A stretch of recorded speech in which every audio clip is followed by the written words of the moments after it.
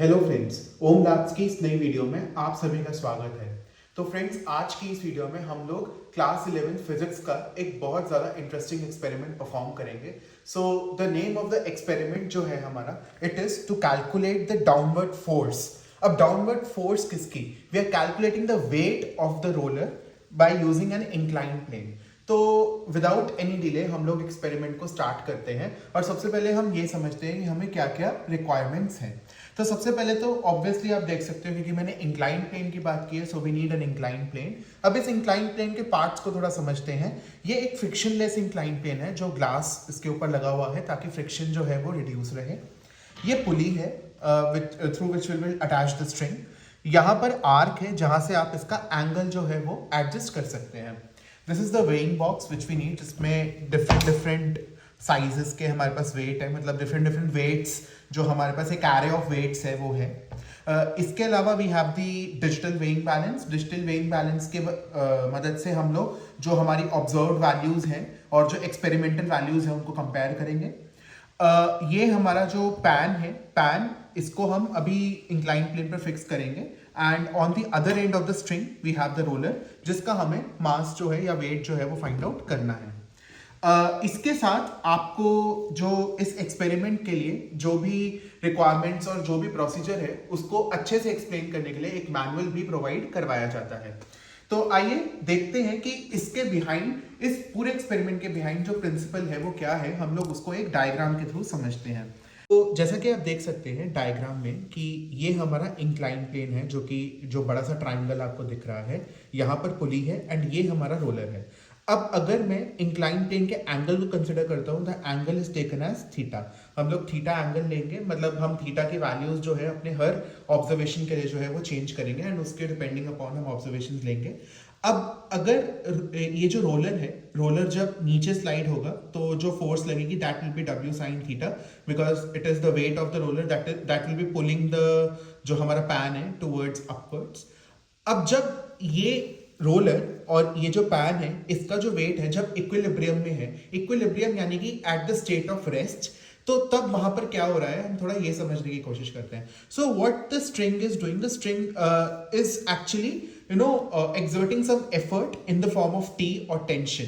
तो उस टेंशन की वजह से और वो वेट को जो है रोलर के बैलेंस कर रही है और जो हमने मास यहाँ पर जो रखा है it is actually equivalent to the roller's weight, क्योंकि हमें एक इक्विलिब्रियम स्टेट चाहिए ताकि रोलर भी मूव ना हो एंड हमारा जो पैन है वो भी नीचे ना धकेले।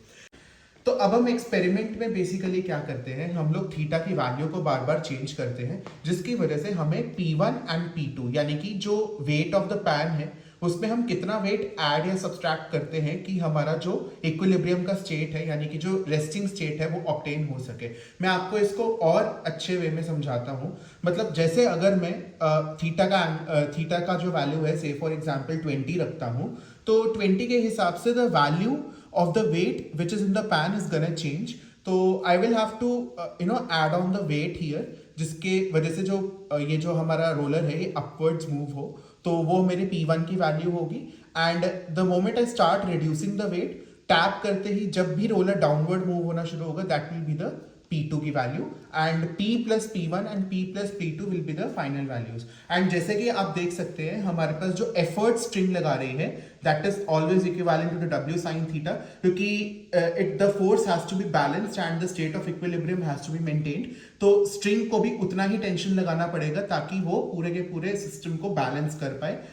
हमारा टेंशन एंड mg भी, जो mg है नीचे जो पूरा का पूरा आपका लगेगा p plus P1 and P plus P2, जो हमारा mg वेट लगेगा वो भी इसके इक्विवेलेंट होगा। तो इक्विलिब्रियम के स्टेट में हमारे ये सारे वैल्यूज जो हैं वो इक्विवेलेंट होंगे। तो हम लोग यहाँ पे ये भी ऑब्जर्व कर लेते हैं एक्सपेरिमेंट करने से पहले कि हमारा ऑब्जर्वेशन टेबल कैसा दिखता है और हमें कौन सी वैल्यूज इन एक्चुअल जो है वो कैलकुलेट करनी है।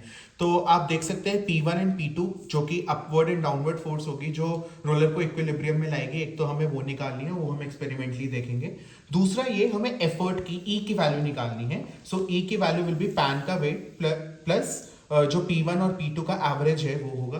साइन थीटा जो है, जो एंगल ऑफ इंक्लिनेशन होगा उसका साइन होगा।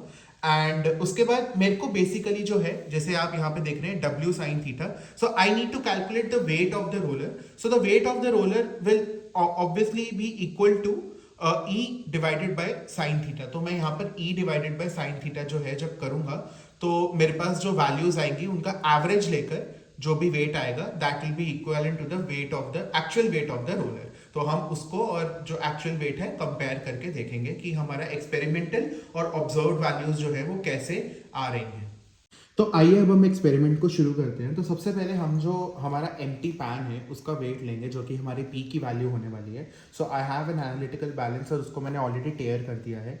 सो here when I put the pan, और मुझे पता लगता है कि जो पैन का वेट है दैट इज 17 ग्राम्स। तो मैं यहाँ पर अपने ऑब्जर्वेशन टेबल में wait of the empty pan को 17 ग्राम्स नोट कर लेता हूँ अपने कहते हैं ना अपने रेफरेंस के लिए, राइट। अब आगे मेरे को क्या करना है, आप जैसे देख सकते हैं, will switch it of. And अभी मेरे को यहाँ पर एंगल जो है वो सेट करना होता है। तो मैंने ऑलरेडी यहाँ पर 20 डिग्रीज के एंगल पर जो इंक्लाइन प्लेन है उसको सेट कर दिया है by taking the reference from this arc. आप जैसे ही इसको लूज करेंगे, आप इसको लूज करके इंक्लाइन प्लेन को अपने एडजस्टमेंट के हिसाब से कर सकते हैं adjust. And here now how am I gonna tie the string. तो ये हमारा पुली है एंड पुली के अगेंस्ट में इसको रखूंगा ऐसे, and here the roller is gonna come. अभी तो हमें पता है क्योंकि पैन में कोई वेट तो है नहीं, so the roller is gonna go down because this is a frictionless surface. तो मैंने इसलिए इसे यहाँ से होल्ड करके रखा है ताकि it should not actually slide also. तो अब यहाँ पर what I will do is I keep on putting the weight. मैं वेट डालूंगा, अभी 20 डिग्रीज का हमारा थीटा है और मैं वेट डालूंगा ताकि we get the P1 value, यानी कि एक ऐसा वैल्यू ऑफ द वेट जिसमें टैप करते ही जो रोलर है वो अपवर्ड्स मूव होगा। सो हमने अपना जो एंगल ऑफ इंक्लिनेशन है वो 20 रखा था, और आप यहाँ देख सकते हैं कि मैंने यहाँ पर जो है after some hit and trials यहाँ पर वेट रखे हैं। और जैसे ही मैं इसका 1 ग्राम फर्दर इंक्रीज करता हूँ by putting the weight in the pan, तो आप देख सकते हैं कि जैसे ही मैं इसको टैप करूँगा the roller is moving upwards. ये देखिए the roller is moving upwards. तो इसका मतलब ये है कि जो हमारा रोलर का वेट है और जो पैन का वेट है it is now in the equilibrium, और ये P1 का जो वैल्यू है it will be the value of the weights जो मैंने इसके अंदर रखा है। सो अब हम इसको नोट डाउन करेंगे and now we will calculate the value of P2, यानी कि हम इसमें से वेट्स को रिड्यूस करेंगे जिससे हमें यह पता लगेगा कि कौन से एक्चुअल वेट पर टैप करने पर रोलर डाउनवर्ड्स मूव होता है। So let us try that. Now after calculating the value of P1, हम अब P2 कैलकुलेट कर रहे हैं। P2 यानी कि जो डाउनवर्ड फोर्स होने वाली है, यानी कि जब मैं इसको टैप करूंगा so the roller should move downwards. And मैंने यहाँ पर जो है आफ्टर सम ट्रायल्स 11 ग्राम का वेट लिया है और इट्स लाइक अराउंड 11 ग्राम। और जैसे ही मैं इसको टैप करता हूँ आप देख सकते हैं कि रोलर की जो मूवमेंट है इट्स गोइंग डाउनवर्ड्स, है ना, इट्स कंफर्टेबली गोइंग डाउनवर्ड्स, कोई ऐसी प्रॉब्लम नहीं है। सो मैं अपने P2 की value for angle 20 degrees 11 grams जो है वो वेट अपनी जो वैल्यू है वो नोट कर लेता हूँ। तो अब मैंने अपना जो थीटा एंगल है वो 20 के लिए सारी वैल्यूज ले ली हैं, P1 एंड P2 जो रिक्वायर्ड थी। अब मैं एंगल जो है वो चेंज करने वाला हूँ। So you can see the procedure how am I changing the angle. तो I will open this clip, यहाँ पे इसको लूजन करके I will shift the incline plane in such a way कि एंगल जो है वो 25 हो जाए। एंड जो नेक्स्ट वैल्यूज हैं हम 25 डिग्रीज पर लेने वाले हैं and I will Titan it ताकि ये हिले ना। And later on I insert in the same way, I insert my pulley and in the pulley I'll insert the roller and the pan। तो मैं इसको ऐसे होल्ड करके रखूंगा एंड हम अब दोबारा से P1 की वैल्यू उसी सेम प्रोसीजर से कैलकुलेट करेंगे। So for angle of inclination 25 degree Celsius मैंने P1 की वैल्यू जो ऑब्जर्व की है दैट इज अराउंड 35 ग्राम्स। और आप देख सकते हैं जैसे ही मैं इसको जेंटली टैप करूंगा द रोलर मूव्स अपवर्ड्स, इसकी अपवर्ड मूवमेंट हो रही है। इट्स जस्ट दैट कि हमने रोलर को काफ़ी डाउन रखा है, सो इट्स मूविंग स्लोली। अगर मैं इसको इस एंगल पे रखता so it would have moved a bit faster. तो बट ये है कि टैप होने से, जेंटल टैप होने से it should move upwards. So this is the main criteria we want to cover. तो अभी हम जो हमारा वेट है P1 को वो हम 35 ग्राम्स जो है वो नोट कर लेंगे अपने ऑब्जर्वेशन टेबल के अंदर। तो एंगल हमारा 25 डिग्रीज पे है और जब मैं इसको टैप करूंगा नाउ, क्योंकि मैंने P2 की वैल्यू निकाली है, the roller is moving downwards. तो आप देख सकते हैं कि बाय जेंटल टैपिंग जो रोलर है इट इज स्लाइडिंग डाउनवर्ड।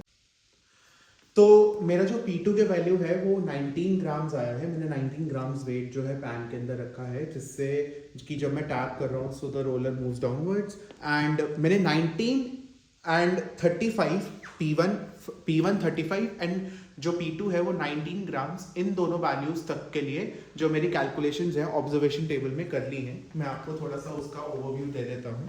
तो आप देख सकते हैं कि जो हमने पहली ऑब्जर्वेशन ली थी दैट वाज ऑन 20 डिग्रीज और द वैल्यू ऑफ थीटा जो इंक्लिनेशन था that was 30 degrees, sorry 20 degrees.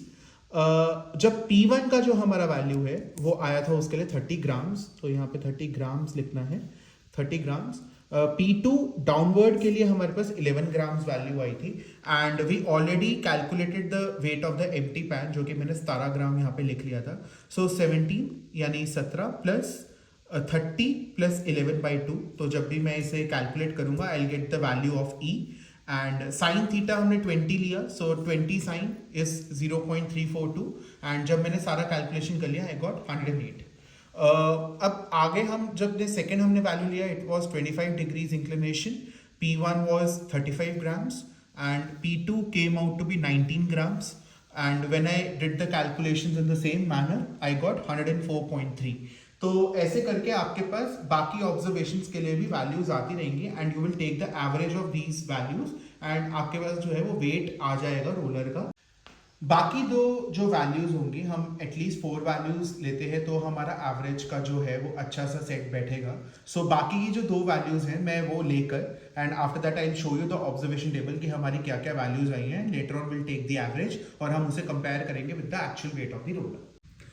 So we have put the angle of inclination जो है we have put it 30 degrees and इसके लिए जो P1 की वैल्यू है we got 39 grams in the pan. तो अब मैं ये भी ऑब्जर्वेशन टेबल में जो है वो नोट कर लेता हूँ एंड सो आप देख सकते हैं कि जैसे ही मैं इसको टैप कर रहा हूँ इट इज मूविंग अपवर्ड्स।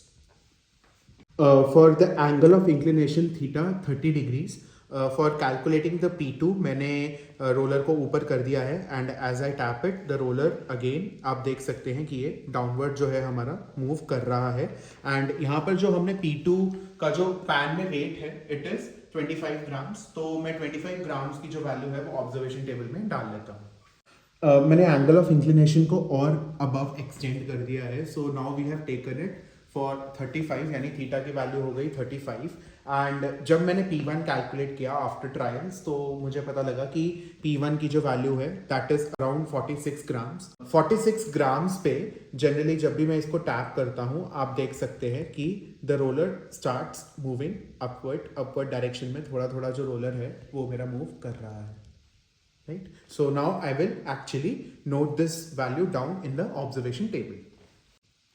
तो 35 डिग्रीज का एंगल ऑफ इंक्लिनेशन है हमारा और अब मैंने P2 कैलकुलेट किया है यानी कि वो वेट जिसमें रोलर जो है वो डाउनवर्ड मूव करेगा। तो आप देख सकते हैं मैं जैसे ही इसको जेंटली टैप करता हूँ the roller is moving downwards. तो बहुत अच्छे से ये डाउनवर्ड जो है वो मूव हो रहा है एंड जो मेरे P2 की वैल्यू है दैट इज अराउंड 31 ग्राम्स और मैं ये 31 ग्राम्स की वैल्यू जो है ऑब्जर्वेशन टेबल में अभी नोट कर लेता हूँ। तो मैंने बाकी जो 2 हमारे वैल्यूज थे ऑब्जर्वेशन टेबल में उन्हें नोट कर लिया and after that I performed all the calculations. तो मेरे पास जो W की वैल्यूज हैं वो हर एंगल के लिए ये रिस्पेक्टिवली मेरे पास ऑब्टेन हुई हैं एंड जब मैं एवरेज इन सबका लेता हूँ आई गेट 101.9 ग्राम्स। तो 101.9 ग्राम्स इंक्लाइन प्लेन से जो हमारे रोलर है उसका वेट आ रहा है और जब मैंने weight of the roller on analytical balance check किया था इट वाज अराउंड 110 ग्राम्स। तो मुझे लगता है कि this kind of discrepancy might come because of the friction of the pulley also. तो कई बार friction of the pulley and minor discrepancies in the weight ऐसे जो हैं हमारे डिस्क्रिपेंसीज दे सकती हैं यानी कि थोड़ा थोड़ा वैल्यू में डिफरेंस आ सकता है बट श्योर आई फील कि it is near to the actual value and बस हमें इस एक्सपेरिमेंट में थोड़ी प्रिकॉशंस लेनी जो है वो जरूरी है। वो ये कि हमारा जितना एपरेटस है इट शुड बी फ्रिक्शनलेस। जो पुली है एंड जो रोलर है it should be frictionless strictly, और हमारे जो वेट्स हैं वो थोड़े से ऑन एवरेज अच्छे से मेंटेन हो, तो हमारा जो ऑब्जर्व वैल्यू एंड जो एक्चुअल वैल्यू है वो ऑलमोस्ट आपकी मैच करेगी. So this was all about the experiment as to how do we find out the weight of the unknown roller using the inclined plane.